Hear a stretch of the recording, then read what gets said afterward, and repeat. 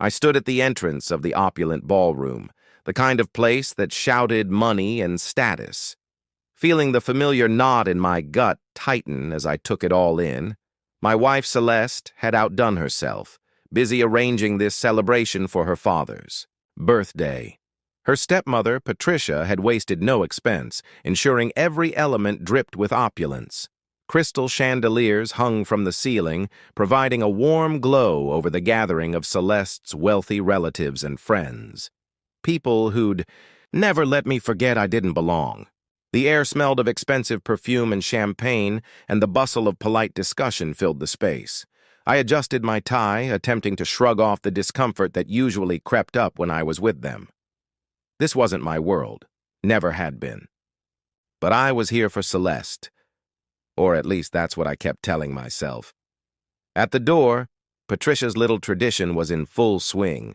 A table draped with a spotless white cloth, rows of name tags printed in exquisite cursive. It was her way of making sure everyone understood their place. A subtle power play, I presumed. I scanned the table for mine, my fingers stroking over the glossy cards until I found it. Zach. Simple enough. But then my eyes caught the remainder of it, and my breath went cold. Zach, the disappointment. The words gazed back at me, brazen and unapologetic, like they'd been waiting there all night to slap me in the face. My hand froze, the tag trembling slightly between my fingers as I read it again, just to make sure I wasn't imagining things. No, there it was, clear as day.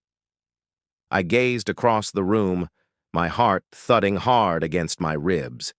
And there she was, Celeste. She stood near the bar, her beautiful blonde hair catching the light, a glass of wine in her hand. She was smiling, her head tilted back, like she didn't have a worry in the world, surrounded by her lovely family and their perfect friends. Our eyes met for a fleeting second, and I saw a glimmer of amusement in hers before she stated, loud enough for me to hear, "Well, it's true." Her voice cut through the cacophony like a knife, casual and harsh. A few folks close by chuckled their polite little chuckles, plunging the blade in deeper. My chest burned, a hot, angry heat flowing through me as I squeezed the name tag tighter, the edges digging into my palm. I wanted to throw it, to storm over there and demand an answer, but I didn't. Not yet. The space started to feel smaller, the walls closing in as the bustle and clinking glasses became louder in my ears. Everywhere I turned, there were those same phony smiles, those murmured chats that halted when I got too close. I'd spent years trying to fit in with these people, years pretending their jabs didn't sting. But this was different. This wasn't a subtle dig or a backhanded compliment. She was my wife, the woman I'd dedicated my life to, and she was standing there laughing at me like I was nothing, the failure, the outsider, the man who'd never be good enough for her or her high and mighty family. My throat clenched, and for a moment, I thought I would simply turn and walk out without a word. But then, something shifted inside me.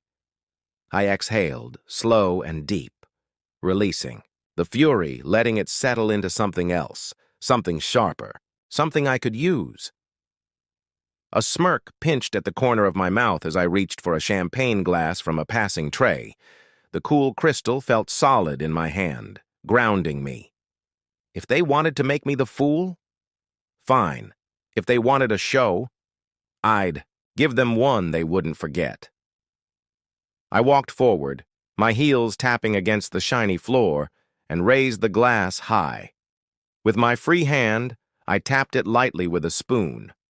Eyes turned from the table, the piercing clink cutting through the hum of the party. Heads turned, eyes fixed on me, and the room went quiet, waiting. I could feel Celeste watching me now, her laughter gone, her wine glass hovering near her lips. Patricia straightened up, her perfectly manicured brows raising slightly, like she was curious about what I'd do next. Excellent. Let them wonder. Let them squirm. I cleared my throat, my voice firm as I began. "I'd like to make a toast," I announced, loud enough for every corner of that overstuffed room to hear me. A few individuals smiled, nodding, as if they expected some emotional speech about family or love or whatever nonsense they pretended to care about. I hesitated, letting the silence stretch just long enough to make them uncomfortable. Then, I locked eyes with Celeste. "To the last time you'll ever see me." The words hung there, heavy and final, and I watched the exact moment they hit her. Her face froze, her drink tipping slightly in her hand. The grins around the room flickered, some changing to confusion, others to awkward looks. Patricia opened her mouth, perhaps to say something sharp, but I didn't give her the chance. I raised my glass higher, gave them all one last look. Those pompous, self-important faces I'd wasted years trying to please, and then I drank. The champagne was crisp and bitter, exactly like this moment. I set the empty glass down on the nearest table with a subtle clink. Without another word, I turned and walked. For the door, my pulse thumping but lighter than it had been in years. They could keep their party, their money, their name tags. I was done. I stepped through the door and into the silence of the house. No Celeste, no family, no expectations, just me. I kicked off my shoes, threw my coat on the couch, and headed for the kitchen. I didn't know what tomorrow would bring. Didn't know whether she'd show up or if they'd all just pretend I never existed. Yet right then, standing there with a glass of water in my hand, I felt something I hadn't in years. Light. Like I'd finally shaken off the lie I'd been living. The one where I thought I needed them to be whole. I didn't. I never had. And tonight, walking away from that party, from her, from all of it, I'd started proving it. I woke up, the next morning on the couch, my neck stiff from sleeping crooked, the taste of last night still bitter in my mouth. The home was quiet, too silent, the kind of stillness that makes you feel like you're the only one left in the universe. I rubbed my eyes and sat up. The crumpled name tag, Zach, the disappointment, stared at me from the coffee table where I'd tossed it. My phone was next. To it, the screen dark now, but I knew it had been blowing up all night. I didn't want to look. Didn't want to deal with whatever disaster was waiting for me. But I grabbed it anyway, powering it on just to see how awful the fallout was. The second it lit up, the alerts struck like a flood. Messages, missed calls, voicemails, all rushing in at once. I leaned back, bracing myself, and started scrolling. Preston was the first to pop out at me, because of course he was. He'd tweeted about it online. A snide little jab on his social media. Big night at Dad's party. Zach pulled a runner after his Oscar-worthy speech. Assume he couldn't withstand the heat. I could imagine him typing it, smirking over his morning coffee, believing he'd won something by putting me down again. It didn't even sting, not like it used to. It just made me tired. I scrolled past it, not bothering to reply. What was the point? He'd always been the golden boy, the one who could do no wrong, and I'd always been the easy target. Not anymore. Next was a text from Camille, her name flashing up with that fake sweet tone she always used when she wanted to look good. "Okay, Zach, it was just a joke. Okay? Don't be so dramatic about it. Phone me if you want to talk." I snorted, shaking my head. A joke. Sure. That's what they always said when they got caught. Turn it around. Make it my fault for not laughing along. I could see her now, twirling her hair, batting her eyes at anyone nearby, looking like she cared. She didn't. None of them did. I deleted the message without a second thought. My thumb moved. Fast, like I could wipe her existence from my life entirely. Then came Gregory's voicemail. I hesitated, my finger hovering over the play button, knowing it'd be a lecture. I hit it anyway. His powerful voice hissed through the speaker. "Zach, this is intolerable. You disrespected my family, my house, my birthday. I want an apology, and I expect it soon. Call me back." That was it. Short, quick, like he was ordering one of his employees around. No surprise there. To him, I'd never been a son-in-law. Just some man who didn't fit the mold. Someone he could shout at and expect to jump. I deleted it too, my mouth hard.